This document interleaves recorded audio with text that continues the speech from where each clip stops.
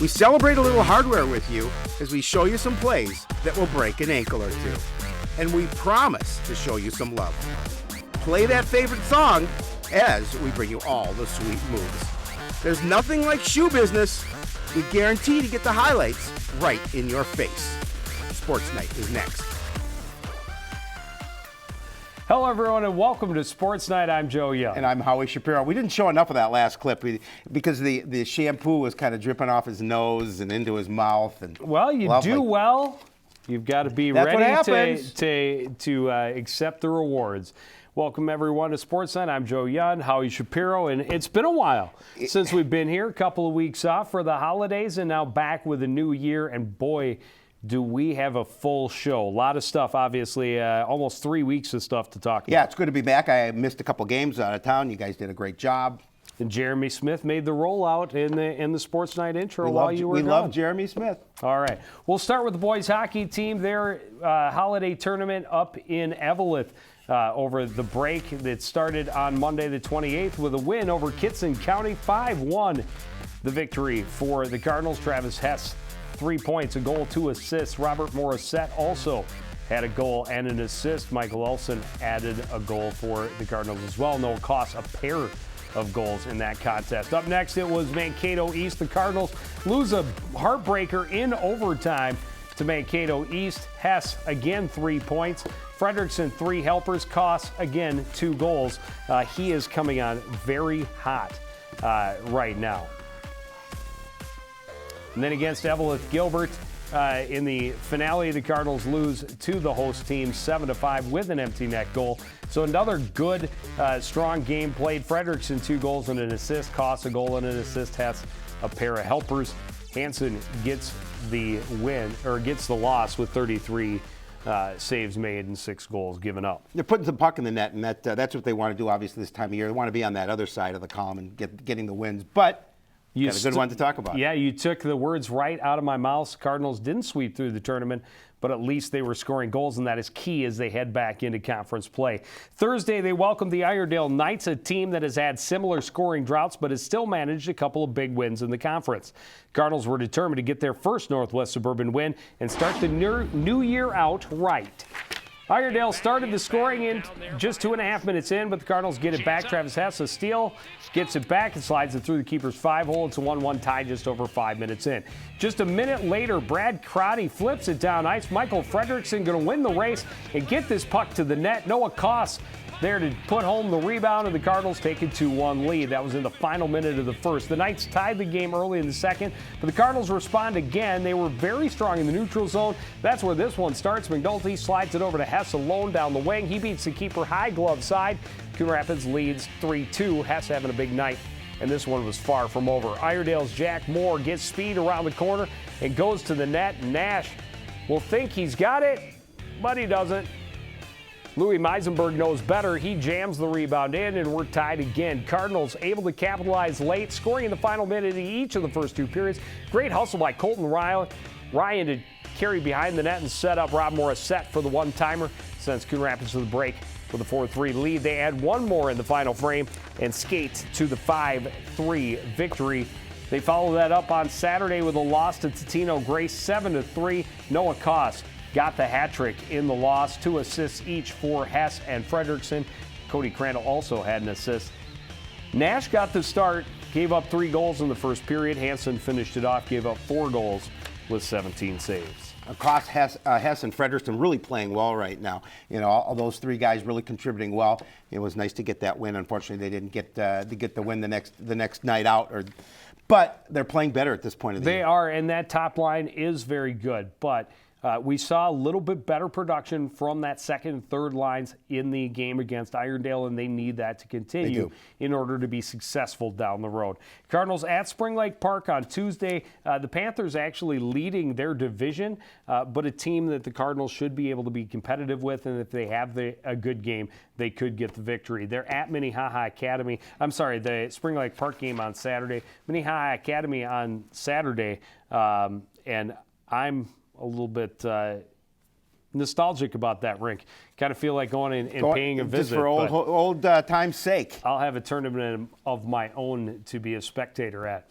Girls hockey team very busy over these past few weeks as well. Started with the Cardinal Cup. Spring Lake Park Coon Rapids, the host, winning 5-2 over Rogers in the first game. Lily Hackett had 4 assists. The hat trick for Taylor Turnquist to lead the way. The other goals from Liz Zarate and Hannah Schultz. Then outdoors they went to take on the Cloquet Esco Carlton Lumberjacks, and they beat the Lumberjacks 4-1. Brina D getting a goal and an assist. Brandy D getting on the score sheet as well. Jordan Keller and Taylor Turnquist had the other goals for the Cardinals. Well, that win over the Lumberjacks outdoors meant the girls would be playing in the main event on Wednesday night, hoping to hoist the Cardinal Cup. The home team had just put up good numbers in their first 2 wins, but their opponent from North Tartan was even more impressive. They had outscored their opponents 15-2 in the first rounds and were looking to claim the cup for their own. Spring Lake Park Coon Rapids sets the tempo first. They are not on the board until late in the period, but Liz Zarate weaves in his way down the ice, as you saw there, and tucks the backhand behind the goalie less than 90 seconds. They're able to add to the lead early in the second. Puck swept back to the point. One-timer by Alyssa Hansen, tipped out in front by Mallory Corrigan. SLPCR in front, 2-0. But the North Tartan offense wasn't going to be silenced. Off the face-off, blast from the point is tipped in on Miller. She gets tied up, loses her stick. Puck played back out front. Jaden Young finds the opening in the pads, and the North Tartan gets on the board. SLPCR wastes no time with the answer. Just 30 seconds later, Lily Hackett weaving to the slot.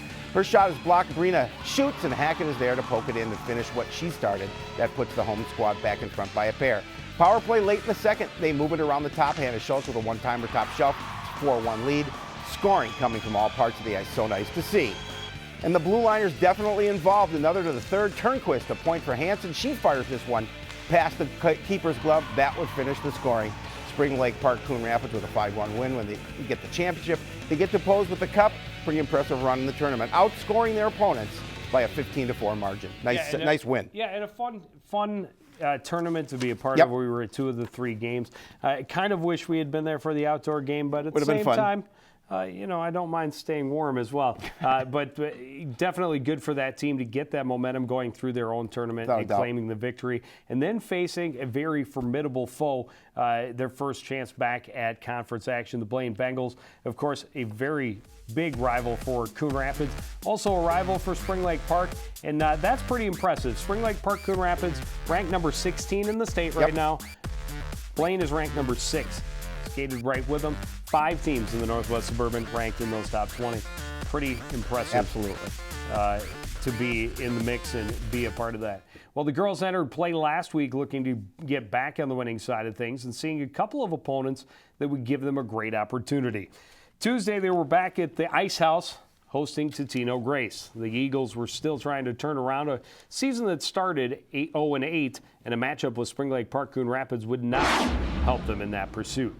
Fired up after a strong showing against Blaine just a few nights earlier, the girls wanted a fast start, and that's exactly what they got against the Eagles. Just over 6 minutes into the game face-off, Gabby Loma will get the puck to Liz Zarate. Zarate's shot is stopped, but Loma follows across, finishes on the rebound on the far side. Plenty of celebrating for the home squad on Tuesday. 2 minutes later, Brina, a great backhanded feed to Taylor Turnquist. Nice move and a quick wrist shot to the back of the net. First of her 3. Still in the first, SLPCR power play. Puck comes near side. Hannah Schultz winds, fires, and scores. She had 4 points in the game. It's a 3-0 lead after the first. They carry the momentum into the second. Nice move to the slot. She stopped. Loma tries to wrap around. Puck pops loose. Emma Murphy will step in for the point and finally fire it home. Just about a minute later, it's Zarate getting loose on the wing. She'll slip the wrister past the keeper. That made it 5-0. The girls were up 7-2 at the end of the third on their way to a 9-4 win. And we talked about it with the boys. A little bit easier for the girls because of joining forces, but getting more production from their third line. They were always getting a ton of production from line 1 and good production from line 2. Now getting good production from line 3. They are going to be a force to be reckoned with moving forward into the playoffs. Yeah, that's a mark of a good team. If you're getting that kind of production from your third line, you really have a lot of opportunities. And they've been playing well. I mean, there's no doubt about it. I mean, you can certainly, point out Taylor Turnquist. She's having a great year, but there's so many other young women having a good year on that squad. Yeah, they kind of really took it to Simley on Saturday. Not much of a game in this one. They beat Simley 10-2. Hannah Schultz had the big game with 7 points, 4 goals, and 3 assists from the blue line. Nice job, Captain. Turnquist said, I'll get 7 points too, but I only want to score 1. Hansen had 3 points. Brina had a goal and an assist. Hackett had a couple of assists. Sammy Miller made 15 saves to get the win. Cardinals have North Metro at home on Thursday. I believe that one's at Fogarty, and then they're on the outdoor rink against East Grand Forks on Saturday. So a couple of games Saturday that should be exciting for fans to see. Boys over at Minnehaha. Maybe that's just exciting for me because I'm nostalgic about the rink. But outdoor is Saturday against East Grand Forks, and the weather is going to warm up. It's going to be nice. We're not going to have the negative temperatures. But a 14-win season so far for the squad. They're having a really nice year, and it's exciting to see. Yeah, absolutely.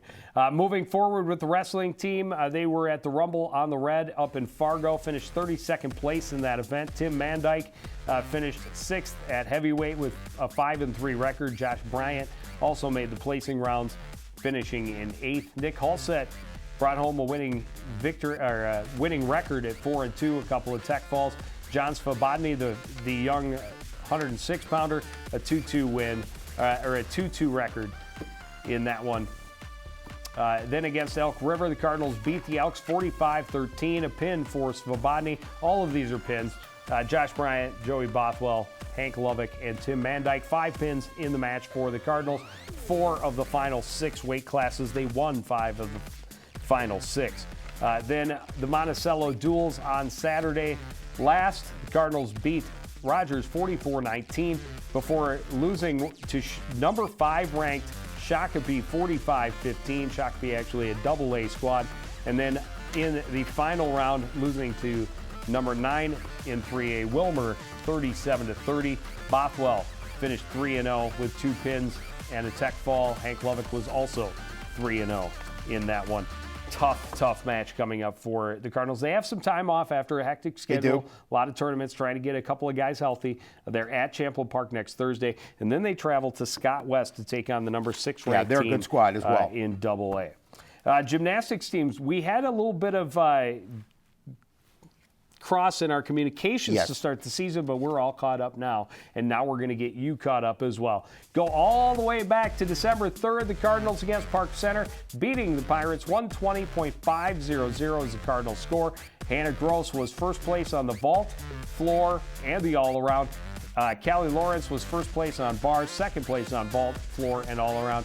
Kamika Hurdle, third place on vault, bars, floor, and also the all-around. On Thursday the 10th, they took on Maple Grove. A great score of 122.45, but Maple Grove is a machine at 131.5. Hannah Gross finished 3rd on bars and floor. Kamika Hurdle 4th on the beam. Callie Lawrence 4th on the vault, and Aaliyah Vu was 5th place on the floor for the Cardinals with a 7.75. Then the Luau Invite on Saturday, the 12th. Cardinals finished 5th place in this event. Highest finishes go to Hannah Gross, 10th place on the vault and floor. Kamika Hurdle finished 13th on the beam. Cassie Rushmeyer was 19th place on the floor. Hannah Gross 11th all around for the tournament. On Monday the 4th, Cardinals went to Centennial. They put up a 121, a pretty solid score, but again, Centennial, one of those very tough teams, scoring in the mid-130s. Hannah Gross was 3rd place on the vault with Callie Lawrence right behind her. Aaliyah Vu was 4th place on the beam and 4th place on the floor as well. Hannah Gross and Callie Lawrence were 4th and 5th place all around in that event. On this past Saturday, they were at the Princeton Invitational. Coon Rapids finishing 7th place overall with a 123, their best team score as of yet. Hannah Gross was 14th on the vault, Callie Lawrence in 16th place. On the floor, Kamika Hurdle, their top finisher at 29th. On the beam, their top finisher was Williams, 28th place. Her personal best at 7.7. Hannah Gross, all around 17th place. Callie Lawrence, 18th place on the all around. Went so long the music ran out. Well, now we are all caught up, and we will continue to stay caught up with the gymnastics team through the duration of the winter. They are at Champlain Park on Friday, and then at Irondale Spring Lake Park on Thursday, the 28th of the month. Swimming and diving team, a big event at the University of Minnesota over the winter break. The maroon and gold invite. Coon Rapids. Did I not put a place on there? I'm so bad at this. Well, you know, we're out of practice. It's been so long since we've been here. I forgot to put their place. I think it was like 15th place, but don't quote me on that. There's some of your top finishers, though. Alex Schmidt, 19th place in the 200 free and 18th place in the 500 free, putting a couple of notches in the top 15 all-time at Coon Rapids. Alex Trott was 26th in 200 IM. Pierre Nahar was 27th place in the 50 free. Struss was 28th in the 100 fly and Damel 28th in the 100 free. Okay, I am going to take a little bit of a breath and you take it away. Go ahead, no problem. I will definitely do this. Swimming and diving team faced a pair of Northwest Suburban opponents last week, one from their division and one from the North. On Tuesday, the Cardinals traveled to Maple Grove to face a pretty solid Crimson squad. They're in the middle of their division standings and have a lot of skill and depth, so the Cardinals' mission would just be to continue to improve. Maple Grove finished 1-2 in the first three events. Cardinal sophomore Alex Schmidt ends that streak in the 50 free. The splash and dash comes down to a photo finish. Schmidt finishes second, less than a tenth of a second away from first. Now, up next, it's Aaron Rosso, getting the Cardinals their only blue ribbon of the night. Rosso takes first off the board with a season best 177.05, closing in on the top 15 scores in school history. Nice job. Another personal best from freshman Andrew Trung. He takes third in the 100 butterfly with a time of 105.73. He also finished third in the 50 free, Joe's favorite, with a personal best record. Seventh grader Matthew Struss continues to improve and continues to impress. He has a PR in the 100 free against the Crimson, finishing second in a time of 59.09. But the Cardinals lose this one handily. 108-41 was the eventual final. Seventh grader. Yeah, nice. They've got a couple of middle schoolers and a lot of youth on this team that is really driving the way. 7th, 8th, 9th, 10th. You know, there are a couple of seniors and juniors in the mix, but the youth movement is definitely noticeable when you look at their scores, and that means good things for the program, and they're hoping to continue to grow those numbers as they've seen the growth this year. Swimming and diving team was at Champlin the end of last week to take on the Rebels, and Howie, you teased it just a little bit. Aaron Rosso closing in. He is now into that top 15 all-time of 183.30, is 14th all-time in school history. Andrew Tronk, first place, the only first place in the meet for the Cardinals in 110.47. He also finished second in the 100 fly. Alex Schmidt, a couple of second-place finishes in the 100 free and 200 IM. Struss, the seventh grader, another second-place finish, this time in the 100 back. And then Schultz, I believe, is an eighth grader, finished second place in the 200 and 500 free events. So a lot of youth, and it's very, very exciting to see. The Cardinals will host Irondale on Thursday, and then we'll host Cambridge Isanti next Tuesday. Nordic ski team, we're into a new year, and they finally have some man-made snow, a little bit of real snow, but weather cold enough that the man-made snow doesn't disappear right away. Absolutely. I mean, it could be a little bit warmer than it started this week, but at least the ski teams are finally able to start racing. Northwest Suburban Conference skate race, freestyle race, 5K held on Thursday. Cardinals girls did well. Yeah, they did well. Fourth place. Abby Ellenbecker, a first place finish in 14:50. Olivia Ellenbecker not far behind, finishing fifth. Izzy Haberman in 19th place in a time of 16:37. Emily Ford and Meg O'Grady finished 21st and 47th, respectively. For the boys, they take the tournament, or the first Northwest Suburban Conference race. First place with a 5:59. Paul Breitbach, Nate Matthews, Rick Petroff, 2, 3, 4. Great. Tommy Keeker finished in 7th place overall. Nate Muggenberg in 14 flat takes 14th place. Cardinals will have a 5K pursuit coming up on Thursday of this week. Oh, I forgot the Masabi invite. How could you forget the Masabi invite?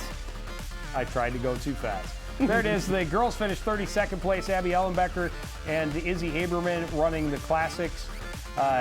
Olivia Ellenbecker and Emily Ford were the two freestylers, finishing 57th and 79th. For the boys, 3 of each. Dan Matthews, Paul Breitbach, and Tommy Keeker ran the classic. Petrov, Zandarowski, and Haida ran the freestyle. Cardinals finished 26th place with 368 points. Now I can tell you they have a 5K Classic on Thursday, and then the ABC Pursuit next Monday. Alpine ski team got a race keep in moving. too. We still got a lot of stuff to get through. We got to cover some things. Alpine ski team the boys finished 8th place in their first event. Jared Whelan finishing 5th, or Josh Whelan. I just know it's not Jake, because Jake's his younger brother. I didn't want to call him Jake, but now Jake got a shout out on Sportsnight, so that's the way it goes. But Josh Whelan finished his 15th place with a time of 1:16.45. Smith was in 35th, Caroon 36th, Lure 42nd, Sides 55th, and Hawkington. That's Jake, and Jacob, by the way, the last 3. That much I remember. Very good. I went through a lot of statistics and graphics putting this show together, let me tell you. Because you are the man. The girls team, only 3 girls, so they don't have enough to factor into the team scoring, but Molly Bolin factoring in big. 4th place overall, a time under a minute for her 2 runs, 57.16.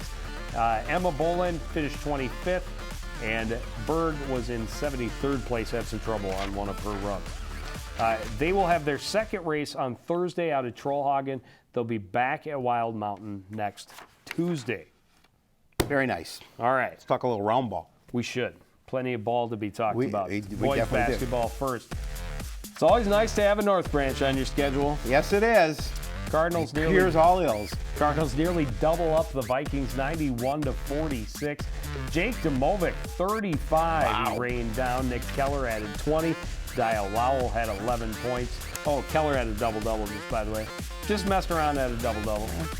It's nothing but a thing. Tyrion Johnson, 8 points, 13 boards. Marcus Rask, 6 points and 4 steals. Okay. Well, the Cardinals would have loved to carry some of that momentum back into conference play, but that's easier said than done in the Northwest Suburban. The Anoka Tornadoes were another team struggling near the bottom of the brackets, but they were feeling pretty good after getting back-to-back wins in their holiday tournament. Both teams motivated and looking for that first conference victory of the season. Good back-and-forth battle in this one. Cardinals, with good pressure on the defensive end, forced a turnover, leads to a pretty transition play. Dial Lowell finishing at the rim. He had 18 points. Midway through the first, Coon Rapids up 2. Anoka controlling half court. They work into Gunnar Ledeen. Open look. He hits the 3 and puts the Tornadoes back in front. Cardinals answered quickly. Nice movement in the offensive end. Carver with a look cross court to Marcus Rask. He finds the baseline, drives to the basket. Coon Rapids in front, 18-17. It's Anoka that gets a stronger push at the end of the half, though. Ledeen stepping up to hit that shot. He led all scorers with 24. Tornadoes up 38-31 at the half. Cardinals climbing back in this one in the second. They force a turnover, push the floor. Demovic can't finish, neither can Dio. Nick Keller finally gets it home, and the game is tied at 36. But the Tornadoes are able to take it from there. Nice passing, move down court. Ledeen alone in the corner hits another big three-pointer. That put Anoka up 8 midway through the second half. They're able to close it out with a big conference victory. Jake Phipps hitting the short jumper that we would have seen. Anoka wins 70-53. Well, the Cardinals knew they had to play better than they had on Tuesday if they wanted to have any chance on Thursday against Blaine. 2 days isn't a lot of time to fix anything, but it seemed the Cardinals definitely got some things adjusted at least. The Bengals came in playing pretty well. They'd won 5 of their previous 7 and were coming off a heartbreaking loss to Elk River, so the Cardinals had to be ready. Coon Rapids on offense early, and their big man was feeling it. Nick Keller spotting up from the left wing, knocking down a 3 to start the scoring for the Cardinals. The Bengals offense gets going a little faster, and they go to their big man, feed to Ben Shear on the post, and lays it in off the glass, gives Blaine the early 12-3 lead. Cardinals respond and are able to bring it back to even with another big bomb from Keller. This time a 3 from the top of the key evens the game at 14. Keller led all scorers with 26. But Blaine would get the momentum before the break. Nice look to find Jared Cool in the corner. He ices the 3. That puts the Bengals up by 10. They lead at the break 42-28. Cardinals are going to try and climb back into this one in the second. Keller covered. They rotate, and Jake Demovic hits a big 3 from the corners. They chip away at the lead. It takes defense, quick hands by Dial Lau to force the turnover. Tarian gets it back to him, and Dial finishes with a 2-point game, late in the second. Cardinals threatening, the Bengals need to respond, and they put it in the hands of Mr. Cool. Cool hits another big three that puts the chill on the Cardinals. Look at that. Cool is the other side of the pillow.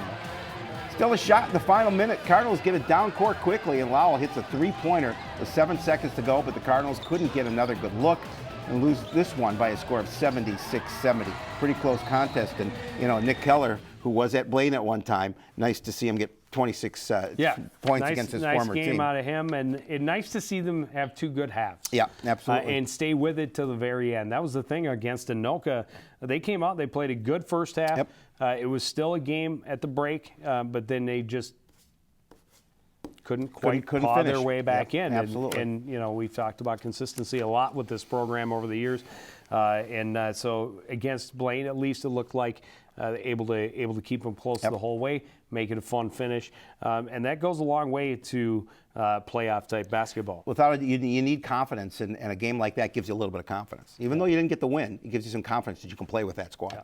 Well, the Cardinals will host Centennial on Tuesday. Oh, I'm just so far ahead of myself.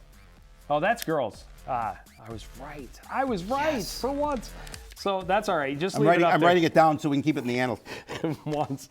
Cardinals host Centennial on Tuesday and at Andover on Friday. And Howie? I'll be there. We'll be at both. I'll be at Friday. You'll be at both. I'll be at both. All right. Now talking about the girls basketball team. They were in Fergus Falls for their holiday tournament. Lost to Watertown Mayor 75-52. They also played Fergus Falls, but that score never got updated. So unfortunately, we don't exactly know the results. I do think that Coach Peterson told me they won, but I'm not positive. Well, the girls really wanted to do better anyway than they had done in their tournament, but there were a lot of positives to bring back to the conference schedule. On Tuesday, they welcomed the Anoka Tornadoes, a team that was well rested after 2 weeks off, hoping to start the new year by ending their 4-game losing streak. They had their big star back from injury, and the Tornadoes were ready to blow right past the Cardinals.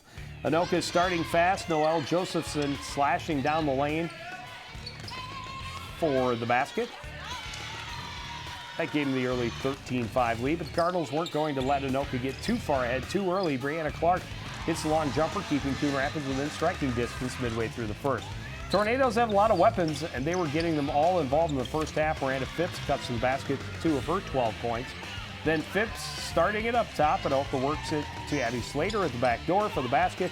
Part of a 19-4 run that gave the Tornadoes a 17-point lead at the half. Cardinals trying to come back in the second. Good long run from Marina Nyberg. Fancy finish, but she was held to just 6 points in this game. Anoka not going to let the Cardinals back into this one either. Naomi Torgerson with the steal and then takes it on the run. She'll finish herself. Tornadoes storm their way to a 70-39 win. It was. You're saying they blew them away? They did. Yeah. It was. They played well in spurts, but just Anoka gave them a lot of trouble with their full court pressure. Nice to have Marina back, no doubt. She adds a lot on the court. You see the moves to the basket, but unfortunately, they like to get the W. Yeah, and they need to be able to compete with these teams like Anoka, who put a pretty bad hurt on them, and then they follow it up with a loss to Blaine 70-27. Kaylee Porish and Ellie Carver leading the way with 6 points in this one. Ackerman had 4, and Anderson added 3. I believe Nyberg was even shut out in this game, but not a lot of offense. 27 total points for the Cardinals. They're at Centennial on Tuesday and then home to host Andover on Friday, and they need something to go a little bit more their way. Offensive scoring, I mean, 27 points in the game, I'm sure Coach Peterson not pleased with that. You're hoping to get at least 27 and a half, let alone the game. But we are just about out of time. We will tell you here's where we're going to be. Boys basketball at the Fieldhouse against Centennial on Tuesday, then at Andover on Friday. We'll be back home to see girls basketball taking on the Totino Grace Eagles on Tuesday the 19th. But that's going to do it for this edition of Sports Night. I want to thank everybody out there for joining us and continue to support everything we do here at CTN. For the entire crew, including the dancing guys in the control room. That's Howie Shapiro. I'm Joe Young. Good night.